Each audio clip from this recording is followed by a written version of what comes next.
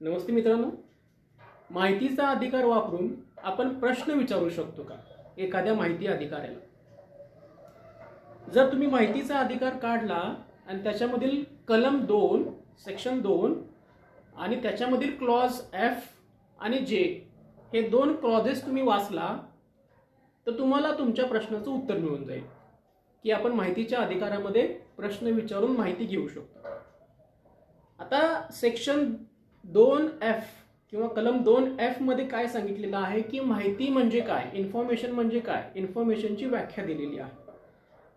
तर section 2F of RTI act defines information as any information in any material form including records, documents, memos, emails, opinions, advices, press releases, circulars, orders, logbooks, contracts, reports, papers, samples, models and data material.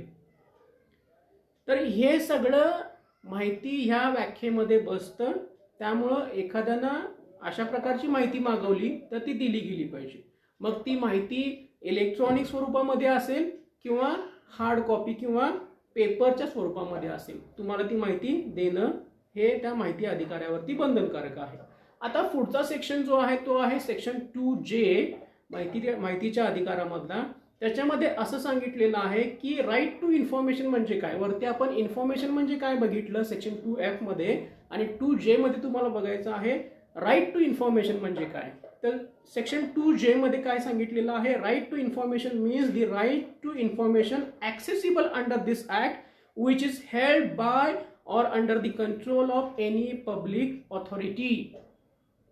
म्हणजे अशी माहिती जी देणं शक्य आहे, जी एखाद्या public ऑथॉरिटीच्या under store केलेली आहे, अशी माहिती देणं शक्य आहे, म्हणजे राईट टू इन्फॉर्मेशन.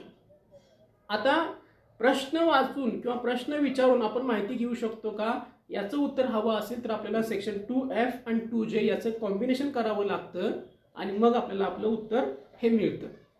ह्याचं जर तुम्ही कॉम्बिनेशन केलं तर जी माहिती रेकॉर्डमध्ये उपलब्ध आहे ती माहिती दिली गेली पाहिजे. मग भले ती माहिती प्रश्नाच्या रूपामध्ये असू दे किंवा प्रश्नाच्या स्वरूपामध्ये नसू दे.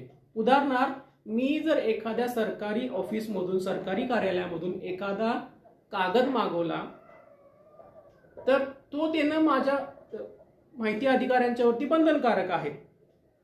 पण त्या सरकारी कार्यालयाला जर मी प्रश्नार्थी प्रश्न विचारला, एक प्रश्न विचारला माहिती घेण्यासाठी, जर त्या प्रश्नाची माहिती त्यांच्या रेकॉर्डमध्ये उपलब्ध असेल तर ते असं नाही म्हणू शकत की तुम्ही प्रश्न विचारलाय त्यामुळे तुम्हाला आम्ही उत्तर देणार नाही, असं ते म्हणू शकत नाही. त्यांना ती माहिती द्यावी लागेल कारण ती माहिती रेकॉर्डमध्ये उपलब्ध आहे. प्रश्नाच्या रूपामध्ये माहिती मागा, नाहीतर प्रश्न न विचारता थेट एखादं डॉक्युमेंट मागवा. तुम्हाला ही माहिती द्यावीच लागेल जर ती माहिती रेकॉर्डमध्ये उपलब्ध असेल तर. त्यासाठी सेक्शन 2F आणि 2J याचं तुम्हाला कॉम्बिनेशन करावं लागतं, एकत्रीकरण करावं लागतं. आता मी काही प्रश्न घेणार आहे आणि याची उत्तरं देता येतील का. समजा मी माहितीचा अधिकार वापरला आणि मी प्रश्न विचारलेला आहे, उद्धव ठाकरे यांची महाराष्ट्राचे मुख्यमंत्री म्हणून निवड कधी करण्यात आली, अशी माहिती मी विचारली, सरकारी अधिकाऱ्यांना विचारली माहितीचा अधिकार वापरून. आता हा प्रश्न आहे, मग याची माहिती द्यायची का नाही. जर ते असं म्हटले की हा प्रश्न आहे त्यामुळे तुम्हाला मी माहिती देणार नाही, तर हे माहितीच्या अधिकाराचं उल्लंघन होईल. कसं होईल बघा, उद्धव ठाकरे यांची नेमणूक महाराष्ट्राचे मुख्यमंत्री म्हणून कधी झाली. आता ही माहिती रेकॉर्डमध्ये आहे का, 100% असणार आहे. का, कारण महाराष्ट्र हे राज्य आहे याची माहिती रेकॉर्डमध्ये आहे, महाराष्ट्राला मुख्यमंत्री आहे याची पण माहिती रेकॉर्डमध्ये आहे, उद्धव ठाकरे नावाचे एक व्यक्ती गृहस्थ आहेत याची पण माहिती रेकॉर्डमध्ये आहे, आणि उद्धव ठाकरे हे महाराष्ट्राचे मुख्यमंत्री आहेत याची पण माहिती रेकॉर्डमध्ये आहे. त्यामुळं त्यांची नेमणूक महाराष्ट्राचे मुख्यमंत्री म्हणून कधी करण्यात आली हे उत्तर देणं माहिती अधिकाऱ्यांच्यावरती बंधनकारक आहे. ते असं नाही म्हणू शकत माहिती अधिकारी की आम्ही तुम्हाला माहिती देऊ शकत नाही कारण तुम्ही प्रश्नाच्या स्वरूपामध्ये माहिती विचारलेली आहे. दुसरा प्रश्न घेऊ. MBBS ला ऍडमिशन घ्यायचं असेल तर शैक्षणिक पात्रता काय आहे? असं जर मी पत्र मेडिकल काउन्सिलला पाठवलं तर मेडिकल काउन्सिल मला असं नाही म्हणू शकत की तुमचा प्रश्न आहे त्यामुळे आम्ही तुम्हाला माहिती देऊ शकत नाही. MBBS नावाचा कोर्स आहे, मेडिकल काउन्सिल आहे. MBBS कोर्स एखाद्या कॉलेजमध्ये शिकवला जातो, त्याची एंट्रन्स असते, त्याला काहीतरी पात्रता असते. त्यामुळे ही सर्व माहिती रेकॉर्डमध्ये उपलब्ध असल्यामुळं भलेही तो प्रश्न असला तरी सुद्धा माहिती देणं हे माहिती अधिकाऱ्यांच्या वरती बंधनकारक आहे.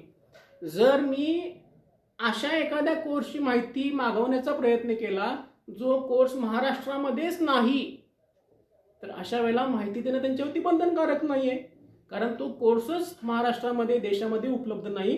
त्यामुळे त्याची पात्रता सांगणार कशी? उद्धव ठाकरेंचं मी उदाहरण घेतलं होतं, परंतु समजा मी सचिन चौगुले किंवा अमर पाटील यांची महाराष्ट्राचे मुख्यमंत्री म्हणून कधी नेमणूक केली गेली असा प्रश्न विचारला तर त्यांची नेमणूक कधी झालीच नव्हती. त्यामुळे उत्तर देणं त्यांच्यावरती बंधनकारक नाहीच आहे. त्यामुळे जी माहिती रेकॉर्डमध्ये उपलब्ध आहे त्याची माहिती ही दिली गेली पाहिजे. मग ते भलेही प्रश्न असू दे किंवा एखादं डॉक्युमेंट असू दे, तुम्हाला दिलं गेलंच पाहिजे. आता मी तिसरा प्रश्न घेतोय. उद्धव ठाकरे साहेब यांचा परफॉर्मन्स मुख्यमंत्री म्हणून चांगला आहे का?